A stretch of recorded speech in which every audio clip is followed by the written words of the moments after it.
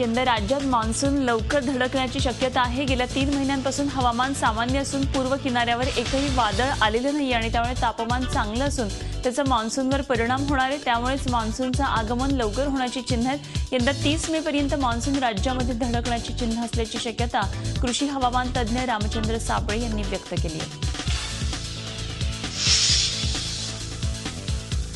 मुंबई महानगरपालिकेनं ऑगस्ट महिन्यापासूनच मुंबईमध्ये 15% पाणी कपात लागू केल्यामुळे आगामी काळामध्ये मुंबईकरांना पाणी टंचाई जाणवणार नाहीये। मुंबईला पाणी पुरवठा करणाऱ्या तलावांमध्ये पावसाळ्यापर्यंत पुरेल इतका पाणीसाठा शिल्लक आहे। गेल्या वर्षी कमी पाऊस पडल्यामुळे मुंबईला पाणी पुरवठा करणाऱ्या तलावांमध्ये 4 लाख दशलक्ष लिटर पाण्याची तूट निर्माण झाली होती, परंतु पालिका प्रशासनानं जनतेचा रोष पत्करून गेल्या ऑगस्टपासूनच 15% पाणी कपात केली आहे। एकीकडे बदलापूर ते ठाणे परिसरामध्ये मोठ्या प्रमाणामध्ये पाणी टंचाई आहे, मात्र अंबरनाथमध्ये विमको नाका इथं 15 दिवसांपासून महाराष्ट्र जीवन प्राधिकरणाची 4 इंच व्यासाची पाईपलाईन फुटली आहे आणि त्यामुळे लाखो लिटर पाणी वाया जात आहे। या ठिकाणी एका संस्थेनं पाण्याचं कनेक्शन घेण्यासाठी जेसीबी खोदकाम करताना या पाईपलाईनला धक्का पोहोचलाय। नगरसेवकांनी वारंवार पत्रव्यवहार केला तरीही महाराष्ट्र जीवन प्राधिकरण याकडे कानाडोळा करते आणि त्यामुळे अधिकाऱ्यांवर गुन्हे दाखल करण्याची मागणी आता नगरसेवकांनी केली आहे। जालना जिल्ह्यामध्ये चाऱ्या अभावी मुक्या जनावरांना नाहक वेदना सहन कराव्या लागतात। संपूर्ण जिल्ह्यामध्ये सुमारे 4.5 लाखांहून जास्त पशुधन आहे। यंदा पावसाअभावी खरीप आणि रब्बी हंगामामध्ये चारा न मिळाल्यानं शेतकऱ्यांना आपली जनावरं दावणीला बांधून ठेवण्याची वेळ आली आहे। ज्वारी, मका, बाजरी या पिकांचा चारा यंदा तयारच झालेला नसल्यामुळे जनावरांना मिळेल त्या पद्धतीच्या चाऱ्यावर भूक भागवावी लागते। चाऱ्याचा प्रश्न बिकट झाल्यामुळे अनेक शेतकऱ्यांना दुभती जनावरं वगळता इतर सर्व जनावरं नाईलाजानं मिळेल त्या भावात विकावी लागतात। मात्र प्रशासनाकडून अजूनपर्यंत एकही चारा छावणी सुरू करण्यात आलेली नाहीये, त्यामुळे शेतकऱ्यांनी चारा छावण्या उभारण्याची मागणी केली आहे।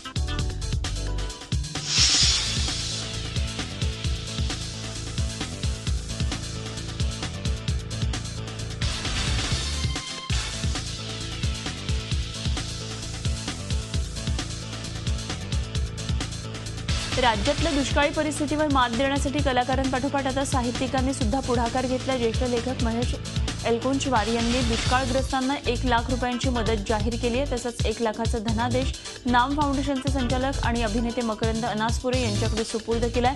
राज्यातल्या किमान 1000 दुष्काळग्रस्तांच्या मुलांना दत्तक घेण्याचं आवाहनही एलकुंचवारांनी केलेलं आहे। तसंच या कामामध्ये स्वतः सक्रिय सहभागी होणार असल्याचा निर्धारही त्यांनी व्यक्त केला आहे।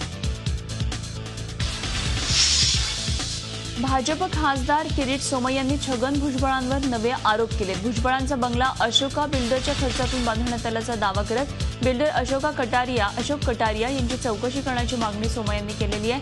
हायवेचा ठेका देण्याच्या व्यवहारातून भ्रष्टाचार झाल्याचा दावा सोमय्या यांनी केलेला आहे आणि याबाबत त्यांनी लाचलुचपत विभागाकडे तक्रार केली आहे। दरम्यान भुजबळांच्या बंगल्याबाहेर सुरक्षेसाठी लावण्यात आलेल्या बॅरिकेड्सपाशी किरीट सोमय्या यांना थांबवण्यात आलं। नाशिक शहरातल्या केबीसी आणि मैत्री चिट फंड घोटाळ्यामधल्या गुंतवणूकदारांना त्यांचे पैसे मिळावेत यासाठी किरीट सोमय्या यांनी नाशिकच्या पोलीस आयुक्तांची भेट घेतली। केबीसी घोटाळा करणाऱ्यांचे 70 कोटी रुपये वर्षभरापासून जमा असून लोकांना ते दिले जात नसल्याचं त्यांनी सांगितलंय। पोलिसांनी आर्थिक घोटाळ्यामध्ये गांभीर्यानं लक्ष घालण्याची विनंती त्यांनी केलेली आहे।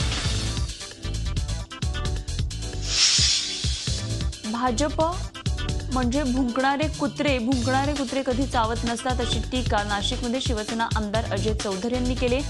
आमदार अजय चौधरी आणि सार्वजनिक बांधकाम मंत्री एकनाथ शिंदे यांनी नाशिक दौरा करत भाजपवर जोरदार टीका केली। गृहमंत्री आणि पालकमंत्री यांच्या दबावामुळे शिवसैनिकांवर खोटे गुन्हे दाखल करण्यात आले असा आरोपही त्यांनी केला। शिवसेनेचे विद्यमान नगरसेवक आणि माजी स्थायी समिती सभापती मल्लेश शेट्टी यांचं नगरसेवक पद रद्द झाल्यामुळे कल्याण डोंबिवलीमध्ये खळबळ उडाली आहे। कल्याण पूर्वेमधला प्रभाग क्रमांक 42 लोकग्राम इथनं मल्लेश शेट्टी निवडून आलेले होते। शेट्टी हे शिवसेनेचे कल्याणमधले सर्वात वजनदार नेते म्हणून ओळखले जातात। आणखी विद्यमान 10 नगरसेवकांवर अशी टांगती तलवार कायम आहे। यामध्ये शिवसेनेचे 4, मनसेचे 3, भाजपचे 2 आणि काँग्रेसच्या 1 नगरसेवकाचा समावेश असणार आहे। दरम्यान आयुक्त भाजपच्या इशाऱ्यावरून कारवाई करत असल्याचा आरोप शिवसेनेनं केला आणि यावर भाजप नेत्यांची प्रतिक्रिया मिळाली नसली तरी त्यांनी शिवसेनेचे सर्व आरोप फेटाळले। तर आयुक्तांच्या निर्णयाविरोधात मुंबई उच्च न्यायालयात दाद मागणार असल्याचं मल्लेश शेट्टी यांनी सांगितलंय।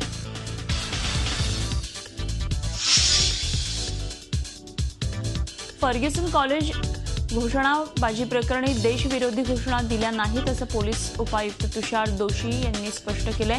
गेल्या 4 दिवसांमधल्या राडेबाजीनंतर फर्ग्युसन कॉलेजमधलं वातावरण पूर्वपदावर येत आहे। कॉलेज कॅम्पसमध्ये शांतता आहे तरी देखील खबरदारीचा उपाय म्हणून पोलिसांचं दंगल नियंत्रक पथक इथं तैनात आहे। जेएनयू छात्र संघटनेचा अध्यक्ष कन्हैया कुमारला पुण्यामध्ये बोलावण्यावरून आता नवा वाद होण्याची शक्यता आहे। सावित्रीबाई फुले पुणे विद्यापीठाच्या वृत्तपत्रविद्या आणि जनसंज्ञापन विभागाला जेएनयूमधला अभाविपचा नेता आलोक सिंगनं नुकतीच भेट दिली।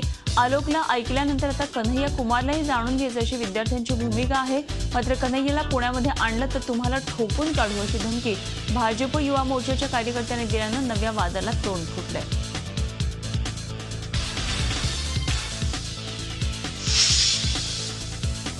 महिलांना मंदिराच्या गाभाऱ्यामध्ये प्रवेश मिळण्यासाठी आंदोलन करणाऱ्या भूमाता ब्रिगेडच्या तृप्ती देसाई आणि इतर महिलांनी त्र्यंबकेश्वर मंदिरामध्ये प्रवेश करून देवदर्शन घेतलं। ट्रस्टी आणि गावकऱ्यांना सुबुद्धी देण्याचं साकडं घातल्याचं त्यांनी सांगितलं। त्यांच्या मंदिर प्रवेशाची बातमी कळाल्यावर गावकरी संतप्त झाले आणि त्यानंतर पोलिसांनी तृप्ती देसाईंना ताब्यात घेऊन गावाबाहेर सोडलं।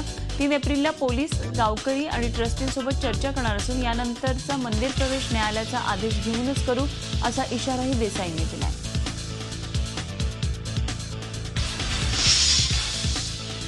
मुख्यमंत्री देवेंद्र फडणवीस आणि केंद्रीय मंत्री नितीन गडकरी यांच्या आगमनानिमित्तानं भाजपकडून सोलापूरमध्ये बॅनरबाजी करण्यात आली आहे। फडणवीस आणि गडकरी सोलापूरमध्ये आज भूमिपूजन कार्यक्रमासाठी येतात आणि त्यांच्यासाठी उभारण्यात आलेल्या शामियानाचा खर्च लाखोंच्या घरात गेलाय। दुष्काळग्रस्तांच्या जखमेवर मीठ चोळण्याचाच हा प्रकार असल्याची टीका यावर होतीये। सोलापूर शहरातल्या 2 उड्डाणपुलांसह जिल्ह्यातून आसपासच्या राज्यांना जोडणाऱ्या महामार्गांच्या भूमिपूजनाचा कार्यक्रम सोलापूरमध्ये होतोय। धक्कादायक बाब म्हणजे फ्लेक्सचे बॅनर लावण्यासाठी भाजपनं कोणताही परवाना घेतला नसल्याची माहिती समोर आली आहे। दरम्यान या कार्यक्रमामध्ये भाजपतर्फे शेतकऱ्यांच्या मदतीसाठी 1 लाख रुपये मुख्यमंत्री सहाय्यता निधीसाठी देण्यात येणार आहेत। मात्र कार्यक्रमासाठी येणाऱ्या खर्चामध्ये तुलनेत हा निधी अगदीच तुटपुंज्या स्वरूपाचा ठरणार आहे। काँग्रेसनं या कार्यक्रमावर नाराजी व्यक्त केली असून हे सरकार केवळ मार्केटिंग करणारं सरकार असल्याची टीका त्यांनी केली आहे।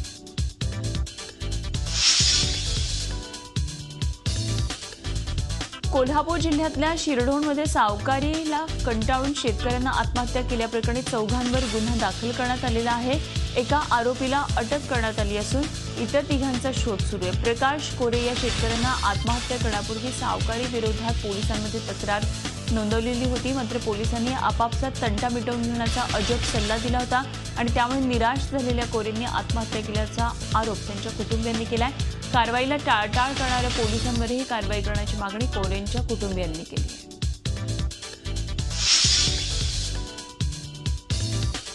उल्हासनगर शहरामधल्या विठ्ठलवाडी भागामध्ये एका 21 वर्षाच्या युवकाची लाठ्या काठ्यांनी मारहाण करून चाकूचे वार करून हत्या करण्यात आली।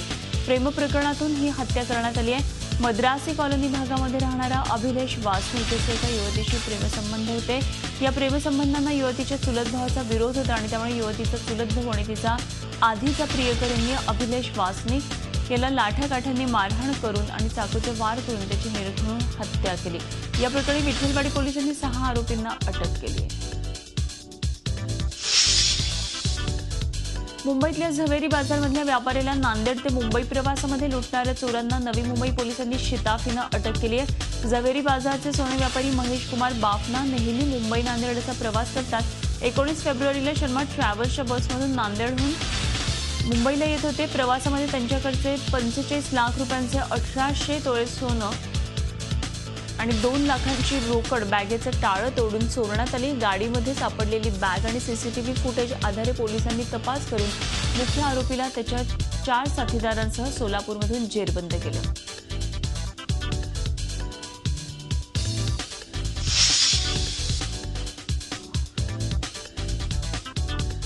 पुणे महापालिकेच्या वतीनं आयोजित करण्यात आलेल्या रमाबाई आंबेडकर महोत्सव वादात सापडले। रमाबाई आंबेडकरांची जयंती 7 फेब्रुवारीला असते आणि असं असताना देखील त्यावेळी कार्यक्रम घेण्याऐवजी तो मार्च अखेर म्हणजे 25 ते 27 मार्च दरम्यान होतोय।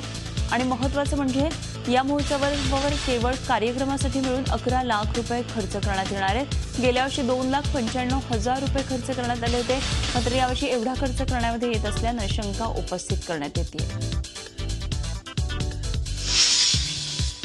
दलित Indian Chamber of Commerce and Industry आणि राज्य सरकारच्या सामाजिक न्याय विभागाच्या विद्यमानं डॉ. बाबासाहेब आंबेडकरांच्या 125व्या जयंतीनिमित्तानं नॅशनल ट्रेड अँड एक्स्पो 2016 या कार्यक्रमाचं आयोजन करण्यात आलं।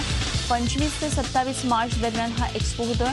कार्यक्रमाचं उद्घाटन मुख्यमंत्री देवेंद्र फडणवीस यांच्या हस्ते झालं। सोहळ्याला केंद्रीय मंत्री कलराज मिश्र, थावर सिंग गेहलोत, अनंत गीते आणि सामाजिक न्याय मंत्री राजकुमार बडोले आणि विनोद तावडे उपस्थित होते। मुंबईतल्या राष्ट्रीय स्वयंसेवक संघ कार्यालयामध्ये स्वयंपाकी म्हणून काम करणाऱ्या स्वयंसेवकांच्या विवाह सोहळ्याला सरसंघचालक मोहन भागवत स्वतः हजर राहिले। नाशिक जिल्ह्यातल्या अतिदुर्गम सुरगाणा तालुक्यातल्या तोरण डोंगरी या छोट्याशा आदिवासी गावामध्ये देवीदास कामठी राहतात। सरसंघचालक मुंबईमध्ये आल्यावर त्यांच्या खाण्यापिण्याची व्यवस्था देवीदास कामठीच पाहतात। देवीदास यांचं लग्न ठरल्यास आपण नक्की येऊ असं आश्वासन सरसंघचालक मोहन भागवत यांनी देवीदास यांना दिलेलं होतं। दरम्यान देवीदास यांचं त्यांच्या मूळ गावी तोरण डोंगरी इथं लग्न झालं तेव्हा मोहन भागवत स्वतः आवर्जून लग्न सोहळ्याला उपस्थित होते। यावेळी मोहन भागवत यांच्या स्वागतासाठी आदिवासींनी खास आदिवासी नृत्यही सादर केलं।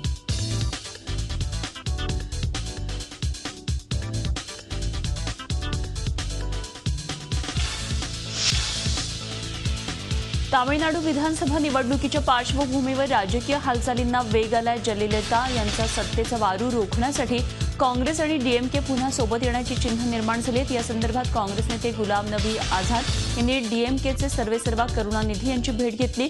तामिळनाडूला दर 5 वर्षांनी सत्ता पालटाचा इतिहास आहे।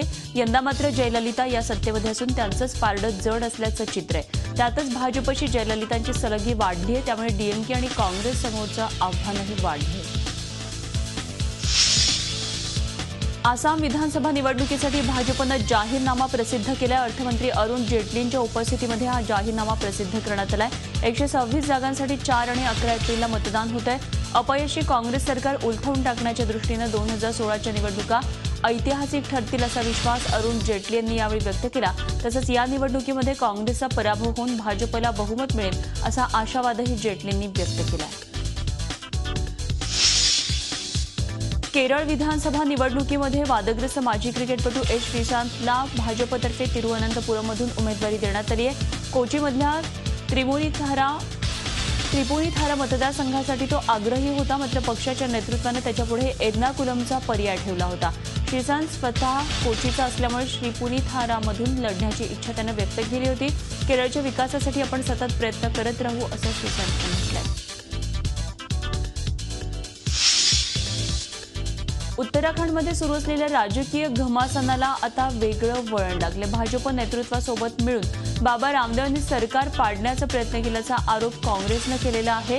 तर अशा राजकीय घटनांसाठी राजकीय पक्षांना जबाबदार धरायला हवं असं सांगत काँग्रेसचे आरोप बाबा रामदेव यांनी खोडून काढले। सोनिया आणि राहुल गांधींनी स्वतःचं घर सांभाळावं असा पलटवार योगगुरूंनी केला।